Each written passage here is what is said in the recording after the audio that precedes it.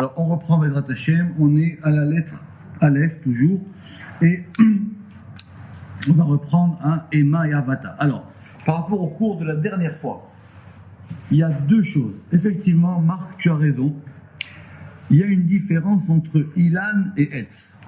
Mais la différence est quoi? C'est que Ilan, c'est de l'araméen. C'est un mot araméen qui est rentré dans la langue hébraïque. La preuve, c'est qu'on trouve Ilan que dans Daniel. Et Ilan serait donc la traduction araméenne de Etz, qui veut dire l'arbre. Donc en fin de compte, quand on parle de Ilan, c'est Etz. C'est la même chose. Maintenant, pour être encore plus précis, l'araméen, il a aussi un mot pour Etz. Alors c'est un mot très difficilement prononcé parce qu'il a deux lettres gutturales, c'est Aleph Aïn. Je prononce Aïn, mais au singulier, sinon c'est Aïm. Et donc l'araméen aussi, il a Etz et Ilan. Donc ce que m'a dit ce matin un linguiste, c'est que du coup l'hébreu a hérité des deux formes araméennes pour avoir deux formes hébraïques. D'accord? Très bien. Donc en gros, quand on a parlé la dernière fois de Ilan, c'est aussi Etz. Ilan, c'est un arbre. Mais simplement, c'est un arbre, c'est pas le même mot que Etz. Mais simplement, Ilan, on croit que c'est de l'hébreu. Parce que par exemple, on dit que tout Bishvat, c'est Chaga Ilanot. Mais Ilan n'est pas un mot hébreu. C'est un mot araméen. Parce que la dernière fois, on a parlé pour la conférence, on a parlé de l'arbre à l'endroit et de l'arbre à l'envers. Vous savez, un arbre qui aurait ses racines en haut et un arbre qui a ses racines en bas. On a vu ça la dernière fois. Deuxième, parce que c'est très difficile ce qu'on fait. Deuxième remarque, concernant quand on a vu Atad. Quand on a vu Atad, vous vous rappelez qu'Atad c'était des épines, un buisson d'épines. Et là-bas, on avait parlé que David, ça vaut 14, et que c'est où Silon Memeir les Oivaïv. Et j'avais fait un petit glissement de traduction. Parce que Silon Memeir le Oivav, l'éditeur l'a pas mentionné, c'est un verset dans Ézéchiel, en 28-24. Et ça veut dire quoi là-bas? Là-bas, c'est un buisson d'épines contre ses ennemis. Donc c'est la même idée. Donc en fin de compte, Silon, ça serait un synonyme de Atad. Alors pour aujourd'hui, on va faire des choses passionnantes. Alors, d'abord, Eima. Alors, on avait vu la dernière fois, c'est intéressant parce qu'il y avait deux entrées, on avait vu la dernière fois le Iyum. Le Iyum, c'est quelque chose qui est terrifiant, qui fait peur. D'accord? Et on a aussi Eima et Eimata. Eima vafachat, on traduit en général par la crainte et la terreur. D'accord? Eima. Ou par exemple, il y a marqué à propos de Eimata vafachad. Bon, comme ce sont des synonymes, il faut trouver des mots en français qui soient un peu distincts. On va dire, qu'est-ce qu'on a en français? La crainte, la terreur, la peur, voilà, c'est dans ce registre-là. Donc c'est clair que c'est du côté de la Gvura. Vechen Eima akol bagvura. Et c'est possible aussi que ce soit la Malchut du côté de la Gvura. Alors, Eimata vafachad, vous savez dans quoi c'est? C'est dans la Shira, dans le cantique de la mer. Eimata vafachad. On a dit que les Égyptiens, ils ont eu très très peur. Donc si effectivement c'est lié à la mer, c'est du côté de la Malchut, mais la Malchut est en vue du côté de la Gvura. Et à propos de Eimata vafachad, c'est expliqué dans le Zohar, dans Parashat Beshalach, que Eimata c'est Tiferet, ve Raya Tav Shiwa Tiferet. La différence effectivement entre Ema et Emata, c'est qu'il y a un Tav. Et le Zohar il dit là-bas que Emata, c'est le Tav de Tiferet. Ve'en le'achlish, et il n'y a pas à contester ça, parce que c'est Tiferet du côté de la Gvura. De quoi on parle? On parle des gens qui ont peur. D'accord? Très bien. Donc maintenant, de quoi on a peur? Bon, évidemment, ici, il s'agit de la peur ou de la peur de Dieu ou de ce qu'on veut. Mais dans la Shira là-bas, ils ont eu peur d'Israël. Ils ont eu peur d'Israël parce qu'ils ont vu qu'Israël sortait d'Égypte, qu'Israël, ils étaient protégés, et quand ils ont traversé la mer Rouge, les Égyptiens ont tremblé. Donc si c'est de la peur, c'est une peur de Tiferet, qu'il y a Tiferet, puisqu'Israël c'est Tiferet. Très très bien. Alors maintenant, on va faire un gros morceau qui est le Ein et le Ensof. Alors, on traduit en général par le néant. Ein, il n'y a pas. D'accord ? Mais quand on dit le néant, tout de suite en français, ça veut dire des choses un peu compliquées. Alors, d'abord ça s'écrit évidemment Aleph, Yud, Nun. Kulam iskimu eyot akinu yaze baketer. Donc au lieu de penser que ça désigne le rien, au contraire, ça désigne le keter, ça désigne le degré le plus haut. Simplement, il est tellement haut que nous, on n'en sait rien. Veni kraken, metaam she'en sham asagat klal. Pourquoi ? Parce que ça veut dire que c'est un degré sur lequel on n'a aucune emprise, qu'on ne peut pas saisir. C'est tellement haut que ça s'appelle Ein. Ve'ashoel ala mida azo. Et celui qui va demander à propos de c'est quoi ce degré de Keter, Yashivulo asagabaze i Ein. On va lui dire, tu sais quoi ? Ça, ce degré-là, tu ne peux pas le comprendre. Très bien. L'exemple le plus connu, c'est dans Parashat Beshalach. Dans Parashat Beshalach, ils sortent donc d'Égypte, donc apparemment ils ont vu des miracles, ils traversent la mer Rouge, et à un moment, ils veulent de l'eau. D'accord ? Et il n'y a pas d'eau. Très bien ? Donc ils vont se plaindre. Et ils disent là-bas, Ha'im yesh Hashem bekir benu im ain. Littéralement, est-ce que Dieu est avec nous ou pas ?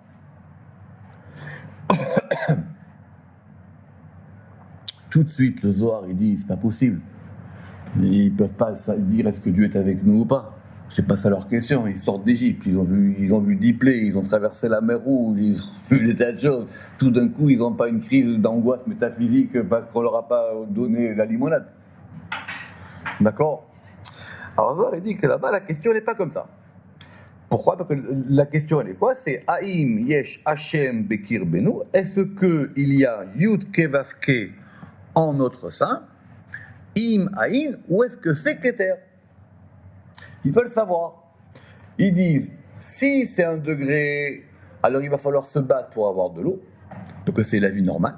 Et dans la vie normale, il n'y a pas de raison que l'eau te tombe tout seul. Il faut que tu ailles jusqu'au robinet, que tu ouvres le robinet et que tu mettes un verre en dessous. Donc ça veut dire que si vous n'avez pas d'eau, il va falloir se battre maintenant aussi pour avoir de l'eau. Ou alors, on va dire non, on est dirigé par un degré qui fait que partout où je vais, maintenant, tac, il y a une source d'eau qui va venir et je pourrai boire. Donc leur question, genre hérétique, on va dire, le Zohar dit pas du tout, c'est une question métaphysique. Deuxième exemple, quand Moïse, il envoie les explorateurs. Et quand il envoie les explorateurs, il va leur donner un ordre de mission.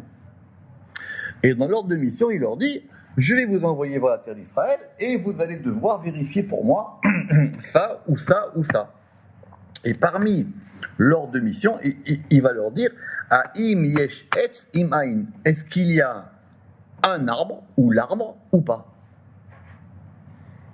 Ça veut dire est-ce qu'il y a etz, l'arbre, parce que c'est au singulier. Il n'aura pas dit est-ce qu'il y a des arbres ? Est-ce qu'il y a un arbre, l'arbre du jardin d'Éden, ou est-ce que c'est un autre degré qui dirige et c'est le degré de Haïn ? Donc en général, Haïn, ça ne désigne pas le néant, ça désigne le degré le plus haut auquel on n'a pas accès. Rabbi Moshe Piresh ot ta'am acher. Et Rabbi Moshe, il a dit qu'il y a une autre explication. Ki belashon yadua, korim la reshit ein, vechen ou reshit kol reshit. Ça veut dire que dans la langue hébraïque, le commencement, ça s'appelle le ein. Et donc, c'est le commencement de tous les commencements. Donc ça, on parle de source avant le Zohar. Omnam, Baal Sefer Haora, simplement l'auteur du Sefer Haora, qui est un Rishon dans la Kabbalah, lui, il a une autre explication. Pirei faisait les shonos. Alors, Aleph, donc Aïn, c'est écrit Aleph Yud Nun. Aleph, ou Kotso Shel Yod. Le Aleph de Aïn, il indique la pointe du Yod. Vous savez, le Yod, il commence par une pointe, la pointe en haut à droite. Olam HaRachamim, et qui est le monde des miséricordes, qui est ékayé. Très bien. On avait posé une question la dernière fois, quand on avait vu à propos de Az, parce qu'il faut suivre maintenant tous les cours. Et vous vous rappelez qu'on avait dit que Az, c'était 8 lettres, et que c'était peut-être, enfin, c'était plusieurs combinaisons possibles de noms divins. Et une, on avait dit que c'était Ekeye Yud-Ke Vav-Ke. Et le Ramak, il a dit là-bas, Ekeye Yud-Ke Vav-Ke, c'était Chorma et Bina. Très bien. Alors, je dit, mais je comprends pas. Ekeye, il est où? On a fait déjà Shara, Kinoïm. On a vu que Ekeye, normalement, c'était au moins Keter. Alors, pourquoi est-ce qu'ici, maintenant, tout d'un coup, il est Bina? Et là, maintenant, il dit que Ekeye, c'est le Yud, c'est le monde des miséricordes. Alors, encore une fois, il y a un moment où il faut jeter les tableaux. Il y a un moment où il faut comprendre que les noms, ça bouge. Alors évidemment que nous, on a besoin d'avoir à peu près une équivalence. On voit quand même très bien que Ekeye, c'est plus haut que Yud-Ke Vav-Ke, qui est plus haut que Adni, qui est plus haut que Adni, qui est plus bas que Elohim. Mais ça bouge.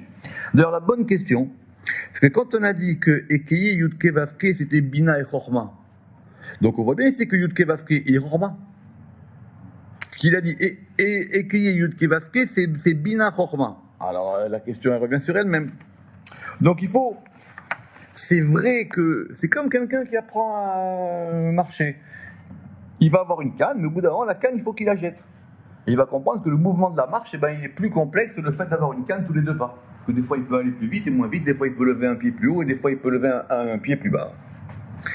Donc, on reprend. Donc, il dit que Ein, c'est Aleph. Aleph, c'est la pointe du Yud, c'est Ekeye. Et le Yud, Sod et Sem Achorma. Le Yud, lui, il indique, ça c'est clair de façon générale, le Yud, il indique la substance de la Chorma. Il pâche tout à Machashava. Donc c'est le déploiement de la pensée. Ot Rishona Shel Shem, et c'est la première lettre du nom divin. Et le Nun, alors vous savez comment on appelle un Nun final? Nun final, ça s'appelle un Nun Peshuta. Pourquoi? Parce qu'il y a un Nun Peshuta et un Nun Kefufa. J'explique, il y a un Nun replié, c'est le Nun normal, parce qu'il est replié, et il y a un Nun, j'ai dit Peshuta, déployé, c'est le Nun final, que le Nun final, il se déploie. Alors que le Nun normal, il est un peu recroquevillé sur lui-même. Et le Nun Peshuta, Sod Amshachat Hashefa Beracha, c'est le mystère du déploiement de l'influx et de la bénédiction, vers Rahamim et des miséricordes, mi Séphira les Séphira, de Séphira en Séphira, ad Igiam les Séphirat Malchut, jusqu'à ce que ça atteigne la Séphira Malchut. Parce que la lettre Nun, c'est la seule qui descend plus. Enfin, c'est une lettre qui descend en bas. Donc en gros, le Ein, c'est quoi? C'est la pointe du Yud, le Yud qui est Chorma, et le Nun qui descend jusqu'à Malchut. Veine. Donc d'après ça, dans ce degré de Ein, ça inclut toutes les 10 séphirotes. Ça va du plus haut jusqu'au plus bas. Simplement, dans le Zohar, c'est pas tout à fait pareil. Il dit dans les Tikkuné Zohar, c'est écrit Karov Linyanze, quelque chose qui est plutôt proche de ça. Veze, et voici ce qui est marqué là-bas. Amon mouflé ou mechoussé. Amon, c'est l'artisan. Mouflé qui est prodigieux, Mechoussé qui est caché, Di'iou Ein, et qui est Ein, Kalil Tlat Sephiran, et ça comprend 3 séphirotes, Aleph Keter, Yud Chorma, Nun Bina. Donc en général, Ein, c'est soit Keter, soit les 3 premières séphirotes considérées entre elles. Aleph Keter, le Yud Chorma et le Nun Bina. Pourquoi le Nun Bina? Parce que Bina est lié aux 50 portes de Bina. C'est pour ça que Bina, on va lui associer ici le Nun. Donc, et c'est comme ça que le Ramak il a ramené au début du Pardes, que Ein, en fin de compte, c'est à la fois le nom de Keter, comme on l'a dit, c'est le degré le plus haut. Et il est tellement haut qu'on n'y a pas accès. Alors donc on dit, mais c'est quoi? Ein, je sais pas. Voilà, c'est tellement haut que je sais pas. C'est au-dessus de moi. C'est pas le néant. C'est pas le néant, le noir. Au contraire, c'est tellement haut que je sais pas ce que c'est. Ça s'appelle Ein. D'accord? Et que pour être précis, ça indique à la fois Keter et à la fois les 3 premières séphirotes. Parce que les 3 premières séphirotes, elles peuvent souvent être considérées comme étant une seule. Je répète, Aleph Keter, Yud Chorma, Nun Bina. Iné bepirouche chez Ein ou Beketer. Donc ici, on voit bien de ce texte du Zohar que Ein, ça correspond à Keter. Omnam, Kalil, Migimel, Risholot, mais toutefois, c'est Keter qui est totalisé des 3 premières séphirotes. Et on a déjà expliqué dans la porte des Nitessence qui Gimel Rishonot Nichlalot Baketer, que les 3 premières séphirotes, elles sont totalisées dans Keter. Ubam Nichlalot Kol Eser Séphirotes. Et là-bas aussi sont totalisées les 10 séphirotes. Ce qui veut dire que, même d'après celui qui dit que Ein, ça correspond aux 10 séphirotes, ça marche aussi. Ubave nitpashru data omrim ki ein ou baketer bilvad ve omrim shiu gimel rishonot. Donc il y a ceux qui disent que ein c'est keter uniquement, ceux qui disent c'est keter c'est les 3 séphirotes, et ceux qui disent que c'est dans les 10 séphirotes. Mais en gros c'est un degré haut qui contient plusieurs choses. Veyesh miche piresh. Alors ça c'est intéressant. Il dit et quelqu'un a expliqué. Alors quand le Ramak il dit pas qui, c'est qu'il y a un mystère derrière. D'accord? Alors, je sais pas, est-ce qu'il n'a pas de nom d'auteur? Est-ce qu'il veut pas le citer? Est-ce qu'il peut pas le citer? Alors, il dit que Ein, c'est Aleph, ça correspond au nom écayé. Yud, au nom Yud Kevavke. Et le Nun, ça correspond à la Malchut, qui est le nom Adni. C'est le Nun de Adni. Donc, il dit Ein, ça serait ékayé Yud Kevavke Adni. Très bien. Alors maintenant, quand on parle du Ein Sof, alors, le Ein Sof, vous savez, c'est une question qui fait couler beaucoup d'encre, parce que le Ein Sof, littéralement, c'est le sans fin. En général, ça va vite du sans fin à l'infini, mais c'est le sans fin. Et ça désigne les degrés les plus hauts, puisque c'est avant même qu'il y ait l'émanation, c'est avant même qu'il y ait des noms divins, c'est avant même qu'il y ait Keter, c'est le degré le plus haut possible. Très bien. Et que, comme on ne peut pas nommer, comme on ne peut rien dire, alors on dit ça s'appelle le sans fin. Question classique, c'est pourquoi est-ce qu'on n'a pas appelé le sans début? Très bien, parce que la question du début, on ne la pose pas. C'est ce qu'il va expliquer maintenant.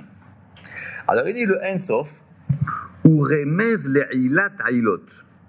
Le Ein Sof, ça indique la cause des causes, le degré le plus haut possible, ce qui cause toutes les causes. Ve'akavana ein ketz ve'sof leru memuto. Il n'y a aucune fin ni aucune mesure à sa grandeur. Ve'en davar shi'ichlelu, et il n'y a rien qui peut le totaliser ou le définir. C'est pour ça qu'on appelle le Ein Sof. Ça veut dire, on ne va pas poser la question de son origine. Ça veut dire que comme il a dit, il n'y a pas de fin à ce qu'on peut trouver par rapport à ça. Alors, et quelquefois, on peut dire même que Keter, ça s'appelle aussi le Ein Sof. Pourquoi? Ve'atam qui a Keter, ou qui c'est le Ein Sof. Parce que Keter, quelque part, c'est le trône du Ein Sof. Le Ein Sof, il a besoin de s'asseoir sur quelque chose pour pouvoir entrer dans l'émanation, et donc il va s'asseoir sur Keter. Rotselomar, qui c'est Arishon, c'est-à-dire le premier trône. Pourquoi il dit ça? Parce qu'en général, le trône, c'est pas Keter. Simplement, pour que ce soit un trône, il faut qu'il y ait un degré au-dessus de vous. Cette notion de trône, elle revient souvent dans le Zohar. Mais ça veut dire quoi un trône? Un trône, ça veut dire que c'est quelque chose sur lequel on peut s'asseoir. Donc il y a quelque chose qui est au-dessus, mais qui va pouvoir trouver une assise, qui va pouvoir s'asseoir, se reposer sur quelque chose. Et c'est quelque chose sur laquelle il peut se reposer, donc ça lui convient. C'est ce qui est à sa mesure. Très, très important cette notion de qui c'est. Donc le Keter, c'est le premier des trônes supérieurs. Chez En Kisei Acher le Ma'ala Mimeno, parce qu'il n'y a rien au-dessus de lui. Pourquoi? Parce que si vous vous rappelez, quand on avait fait Charabia, quand on avait fait la porte des 4 mondes, il y a un monde qui s'appelle le monde du trône. C'est quoi le monde du trône? Le monde du trône, c'est la Bria. Parce que la Bria, c'est le trône de Hatzilut. Hatzilut, Bria, Yetzira, Asiya. En général, ce qu'on appelle le monde du trône, c'est la Bria. Parce que c'est sur ça que la Hatzilut va se reposer. Mais il a raison. À chaque degré, le degré d'au-dessus, si tout marche bien, va être considéré comme le trône du degré qui lui est supérieur. Ou les filles, chez Ensof, Rochev Alav, et donc puisque le Ensof, il chevauche, donc notez que, si vous voulez voir ces questions linguistiques, le qui c'est et la Merkava, c'est pareil. C'est-à-dire que, c'est quoi la Merkava? La Merkava, c'est quelque chose qu'on va chevaucher. Et donc, il y a un Rochev, il y a quelque chose qui chevauche. D'accord? Donc, la Merkava, c'est un chariot. Ça veut dire, mais ce chariot, il y a quelque chose qui va le chevaucher. C'est comme le trône. Le trône, il y a quelqu'un qui va s'asseoir dessus. Donc, parce que le Ensof, Rochev Alav, il va donc chevaucher le Keter, ou Mitalem Betocho, et il va se cacher à l'intérieur de Keter. Venikra Ensof, Valav ou Mitalem Betocho, Nikra Ensof, Velo Yikreken. Et il ne s'appelle pas ainsi. Et là, mitzad abechina a Eliona, a mitachedet ou mitafket be'ensof, mais c'est simplement le degré de Keter le plus haut qui va être en jonction avec le Ensof. D'accord? Donc, on récapitule, Ensof, c'est le degré le plus haut, ou alors le degré le plus bas. Enfin, ou alors le degré le plus bas de Ensof qui va se mettre avec Keter. De là, on apprend autre chose, que quand deux éléments ils sont liés l'un à l'autre, ils peuvent avoir le même nom. Notez ça. Quand on a deux éléments qui sont liés l'un à l'autre, ils peuvent avoir le même nom. Le Ensof, il s'appuie sur Keter, alors ce degré de Keter sur lequel il s'appuie, il prend le nom de Ensof. Ils ont le même nom. Ugvar pirashnu beshem ze dvar maspik beshar ima ensof wa keter, et il dit, on a déjà vu ce sujet longuement dans une porte entière qui s'appelle est-ce que le ensof est keter, qui était une question classique, à savoir que si le ensof c'est le degré le plus haut, quelle différence il y a avec keter? C'est une porte en soi. Alors maintenant on va voir Eifa. Alors attention, maintenant on va voir un mot qui s'appelle Eifa, Aleph, Yud, Pe, He. Littéralement, c'est dans la Torah, ça désigne une unité de mesure. Lashon Mida, Dehainu Eifa. Vous savez qu'il y a des unités de mesure, le shekel, la coudée, etc. Et il y a une qui s'appelle le Efa. Alors il dit, ce degré de la Efa, Iya Klipa, ça correspond à l'écorce, Keinyan Molichut et Efa, chez Sham Kinouy la Klipa, parce que là-bas, c'est le mot, il est par rapport à quelque chose qui est du côté des écorces. Vechen Lachon, Efa, mais Efo. Tout ça vient ça vient d'un verset bizarre. Qu'est-ce qui s'est passé? Yitzhak, il veut bénir Esav, tout le monde connaît l'histoire, il lui dit « Je veux que tu vas me porter de quoi manger ». Pourquoi ? Parce que pour pouvoir bénir quelqu'un, il faut qu'il y ait une beracha. Il dit donc « Si tu me donnes à manger, je peux mieux te bénir ». C'est pour ça qu'il lui a dit « Va m'apporter à manger ». C'est pas parce qu'il avait faim. Il avait ça aussi, mais bon. Parce qu'il faut qu'il y ait une beracha pour qu'il puisse lui donner à manger. Entre-temps, Rivka, elle a entendu ça. Elle a dit à Yaakov, écoute, je te donne la tunique de ton frère, parce qu'il n'est pas de tunique, écoutez l'histoire, etc. Il a dit, va tout de suite, et moi, mets la tunique, et moi je vais préparer, je sais ce que mon mari aime, je vais lui préparer un petit plat, et tu vas lui apporter le plat. Il apporte le plat, et il le bénit. D'accord ? Très bien. Et il le bénit. Entre-temps, Esav, il revient. Et il rentre chez son père. Et il découvre ce qui s'est passé. Donc, il est en colère. D'accord ? Et il dit quoi ? Qu'est-ce qui s'est passé ? Alors il dit, écoute, j'ai béni ton frère. Et donc c'est là qu'on est dans les versets. Et il lui dit, quoi ? Et alors, tu as une seule bénédiction, tu peux pas me bénir aussi à moi ? Très bien. Et Esav, lui aussi, il a dit, eh ben lui aussi, il est venu avec le plat pour son père. Très bien.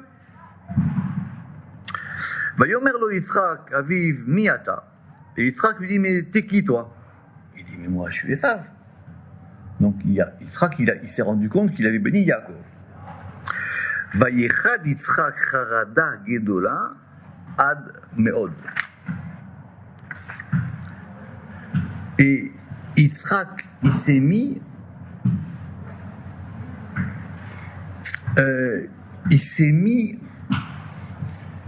pas à trembler, mais il a eu un étonnement extraordinaire. Il a dit, mais c'est quoi cette histoire ? C'est quoi cette histoire-là ? D'accord ? C'est quoi cette histoire-là ? Gedola admeod, grand jusqu'à beaucoup plus. Vayomer, et il a dit, mi et faux ou. En général, on traduit, ça veut dire, qui c'est celui-là ? D'accord ? Mi et faux ou. Alors, Rachid dit, la shon leatzmo. Et faux, ayepo. Et Rachid il dit c'est quelque chose qui sert grammaticalement pour coller une phrase. Ou alors ça veut dire ayepo, ça veut dire qui est ici. D'accord, qui est ici. Donc il a eu un étonnement, il a dit mais c'est quoi, qu'est-ce qu'il fait ici ? Alors c'est quoi ce mot efo ? Le Midrash y ramène que pourquoi est-ce que Yaakov il a été béni ? C'est parce que quand Yitzhak, il a vu son fils s'approcher, enfin il a vu, il ne voyait rien, mais quand il a senti que son fils s'approchait, il a vu le paradis s'ouvrir devant lui. Alors il a dit, ça c'est l'odeur du jardin d'Éden, et je vais le bénir. Mais quand le deuxième il arrive, il voit l'enfer devant lui. Ce qui ramène le Midrash. Il a vu l'enfer s'ouvrir devant lui. Shenichnas Geinam Imo. Pourquoi ? Parce que quand Esav il est rentré, l'enfer est rentré aussi avec lui. C'est un moment de vérité. Ce qui est marqué ici. Ou Pirshu Razal, Shenichnas Imo Geinom.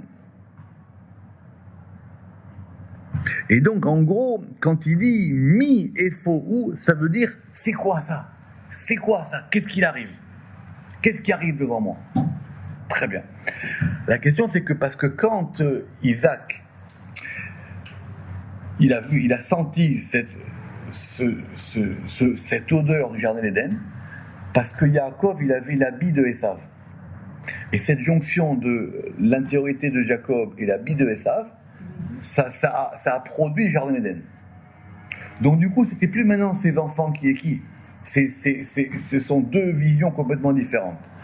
Et du coup, maintenant, quand le deuxième il arrive, avec son plat à manger, et il y a Yitzhak qui voit tout de suite la différence. Et il a vu l'enfer devant lui. C'est ça ce faux. Ou pa'amim yityaches la malchut. Et quelquefois, ça peut aussi être attribué à la malchut.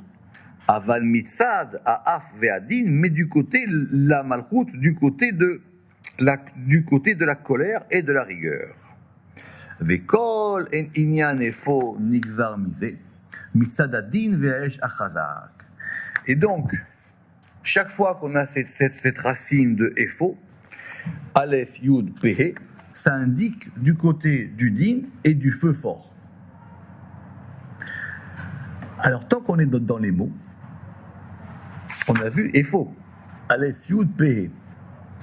Mais on a dans la Torah un Saraophim. Qui c'est le Saraophim? Vous allez me dire aucun rapport. Le Saraophim, c'était les deux compagnons de prison de Yosef. Il y avait le Sara Mashkim et le Saraophim. Le Sara Mashkim, c'était alors, littéralement le prince des boissons, comme on dit aujourd'hui, le mixologue. C'est lui qui faisait les cocktails à Pharaon. Et il y avait le Saraophim. Très bien. En général, on dit que Saraophim, ça vient de Afia. C'est quoi Afia? C'est-à-dire celui qui cuit le pain. Donc c'est pour ça qu'on l'appelle le panetier. D'accord? Enfin, c'était lui qui faisait le pain de Pharaon, c'était le pizzaiolo de Pharaon. Vous vous rappelez cette histoire? Et donc, un, il rêve de vin, et l'autre, il rêve de pain. D'accord? C'est normal. Mais, il dit ici que Saraophim, là-bas, ça s'écrit avec un Aleph. Et donc, il dit, Saraophim, ou Keinian Samer Mem, Sara Mekatregim, il correspond à Samer Mem, c'est lui le chef des accusateurs. D'ailleurs, qui c'est auquel Yosef lui dit, toi tu meurs dans 3 jours, c'est qui? C'est le Saraophim. Celui qui est libéré, c'est le Sara Mashkim. D'accord? Très très très bien. Les chansons. Quoi? Les chansons. Les chansons. Les chansons. Les chansons. Ça vient d'où cette histoire des chansons? Ils chantent des chansons terminées par non pas un mot, je ne sais pas comment on dit ça en français, un acronyme. D'accord. Un acronyme ou une initiale. C'est quoi? C'est IK. Aleph, Yud, Kouf. J'ai regardé, ce n'est pas un mot. Mais c'est une espèce d'acronyme ou d'initiale très connue. Pourquoi? D'abord parce qu'elle représente les unités. Aleph, c'est 1, Yud, c'est 10, Kouf, c'est 100. Donc en gros, ça représente toute la progression par les unités, les dizaines et les centaines. À tel point que si vous en souvenez, on avait vu un alphabet qui s'appelle le Ek Becher. Vous vous rappelez de cet alphabet?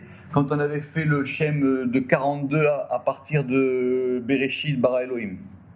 C'est quoi le Ek Becher? C'est justement un alphabet où on va dire le Aleph peut devenir un Yud et le Yud peut devenir un Kouf. Et le Bet qui vaut 2 peut devenir un Chaf qui vaut 20, qui peut devenir un Resh qui vaut 200 et ainsi de suite. Vous vous rappelez ou pas? Ouais. D'accord. Donc voilà.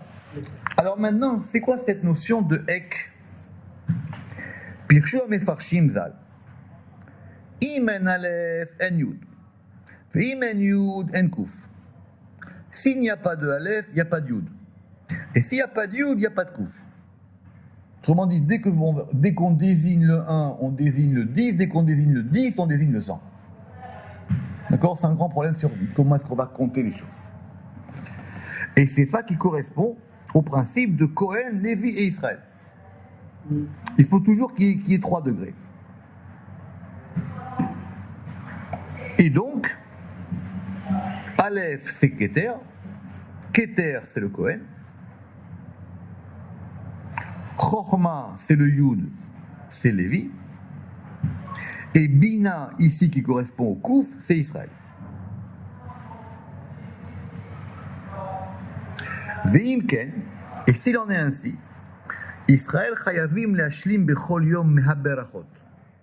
C'est pour ça qu'on a cette habitude qu'on doit faire 100 bénédictions par jour.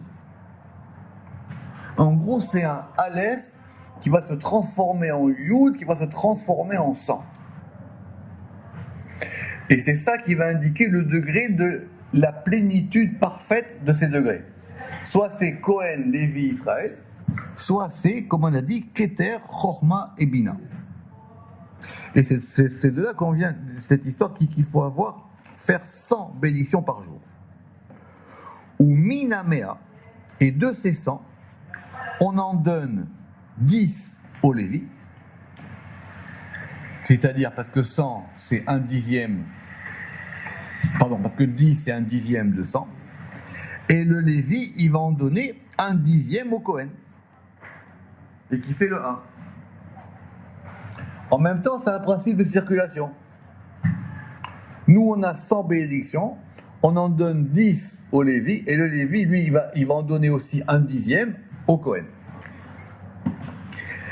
Ve'im ken, imena mashlimim kav berachot bechol yom. Et si donc on ne fait pas, on n'atteint pas ce degré des 100 bénédictions chaque jour, à Keter Shewa Kohen, le Keter qui est le Kohen, Lo Yiten Shefa la Lévi, le Kohen du coup il ne peut pas donner l'influx au Lévi, qui est la Chorma, Ve'imen Shefa la Chorma, et si la Chorma elle ne reçoit rien, elle ne reçoit pas d'influx, alors elle ne peut pas donner d'influx à Bina. Et la Bina elle donne son influx à Israël. Donc c'est le principe de la circulation. Faut que ça, exactement, tout à fait. C'est le principe de la circulation de 1 10 100. Et c'est ça le secret de ce qu'on a dit, que s'il n'y a pas, maintenant de l'autre côté, s'il n'y a pas 100, il n'y a pas 10, imen kouf en aïn, en yud, ve imen yud, en alef.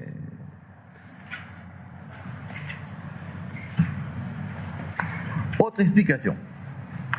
Pirouche acher. Si il n'y a pas de kouf, et kouf, ça indique le lieu. Vous savez que le lieu, c'est l'un des noms de Dieu. Pourquoi ? Parce que kouf, quand on l'écrit en plat, ça a la même valeur numérique que makom. Makom, c'est le lieu. Parce que le 10e, il s'appelle makom. C'est-à-dire, Keloma, Imen Israël Shomrim Torah Shebealpe Shuremez Limakom. Si Israël, il ne respecte pas la Torah orale, qui est liée au lieu, Lo Yavo Shefa Mehomayona, donc ils ne pourront pas recevoir d'influx de la sagesse supérieure qui s'appelle Yud. Et Yud, c'est la Torah qui est écrite. Mais Kolzman Shi Israël Ovrim Al Mitzvot Aseh. Shi Torah Shebirtav. Et chaque fois qu'Israël ils vont transgresser des commandements positifs qui est la Torah écrite, En Aleph, et donc il n'y a pas de Aleph qui est le critère supérieur. Et c'est ça le secret de ce mot qui s'appelle Ik ou Ek, Aleph, Yud, Kouf. Imen Kouf, En Yud, s'il n'y a pas de Kouf, il n'y a pas de Yud, Vimen Yud, En Aleph, et s'il n'y a pas de Yud, il n'y a pas de Aleph, fin de citation. C'est-à-dire que tout ce qu'on vient de lire maintenant, c'est une citation. Toujours pareil avec le Ramak, de qui, de quoi, de quand, il ne l'a pas dit. C'est l'interdépendance de tout ça. Exactement. Et il dit, donc apparemment, c'est un texte qu'il a trouvé dans un texte de Kabbale ancienne. Il dit, voilà par contre, nous, comment on voit les choses. Vélanu, pour nous, c'est quoi cette notion de Ek ? Alors il dit d'abord, ça commence par un Aleph, qui Aleph, Romez el etsem amida beshorsha be'arduta. Ça indique la substance de la chose dans sa racine, dans son unité. Chez Aleph, qui est le Aleph. Autrement dit, dans chaque chose, il y a un Aleph. Ça indique le degré d'unité de la chose, sa substance. Nekuda Shava, chez En Bagilouy, mais qui n'est pas dévoilé. C'est dans chaque chose, il y a un degré unitaire qui s'appelle le Aleph, qui est caché dans cette chose-là. Ou mitpachet me'etzem nekudat yud nekudot. Alors, il y a un petit dessin, on fait un point. Ce point-là, il est à l'intérieur. On fait un point. Ce point-là, il va maintenant se développer en 10 traits. Pour faire un cercle, je vous montrerai le dessin après. On va avoir 10. Je répète.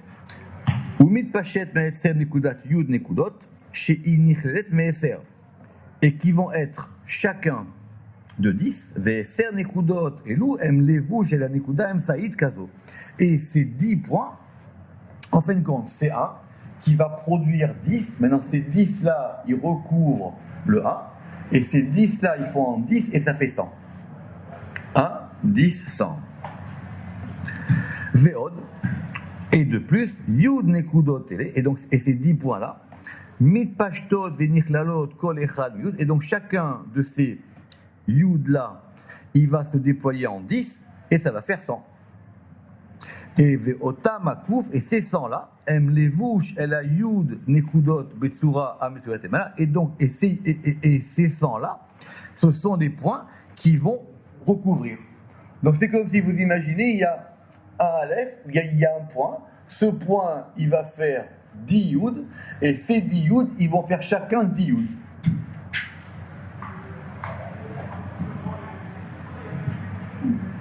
Pourquoi? Qui erer à Aleph et la Yud, qui erer à Yud et la Kouf. Pourquoi? Parce que le rapport qui est entre le 1 et le 10, c'est le même rapport qui est entre le 10 et le 100. Ou Kemo, chez Ayud et Manafim, Mechassim, Adashoresh. Et de même que les 10, ce sont des branches qui vont recouvrir la racine, de même les 100, ce sont des racines qui vont recouvrir leurs racines, qui sont le vêtement de la racine. Vous avez une racine, cette racine, elle a des branches, ces branches elles-mêmes vont devenir racines d'autres branches, et chacun se recouvre. Et c'est ça le mystère de Cohen, Lévi, Israël. Pourquoi? Parce que le camp d'Israël, c'est lui qui habille le camp du Lévi, et le camp du Lévi, c'est lui qui va habiller au Machane Lévi, allez-vous chez le Machane Kihuna. Et le Machane Kihuna, c'est quoi? C'est le Machane de la Shechina, c'est le camp de la Shechina. Et c'est pour ça qu'on a besoin de ces 3 degrés, et c'est ça qu'on a dit, que pour que le peuple d'Israël y marche, il faut qu'il y ait les Kohanim Bavodatam, les prêtres qui font leur service, les Lévim, les Shiram, que les Lévim y chantent, les Shiram ou les Imram, et Israël et Mamadam, et que Israël tienne leur position. Inou Sod Keter, et donc de ce point de vue-là, Keter est considéré comme étant le point central, qui va se dévoiler dans Chorma, Dainu Sod Keter Nekudem Saïd, Midgale Bachorma, Vechorma Midgale Babina. Et donc là, si vous voulez, c'est comme si on a un cercle avec 3 degrés. C'est-à-dire que la Bina, elle habille la Chorma, et la Chorma, elle habille Keter. Nimset Bina levu chez la Chorma, ve Chorma levu chez la Keter. Et de même, on pourra appliquer ça à Gedula, Gevura, Tiferet, et de même à Netzach, Od Yesod. Et de même aussi à Keter, Tiferet, Malchut. C'est pour ça qu'on pourra voir après le Séphirot par 3. Mais là, du coup, on n'est plus dans les Séphirot. On est dans un mouvement d'expansion dynamique des choses où les choses se recouvrent les unes les autres. Baruch Adonai Le'olam, Amen ve Amen.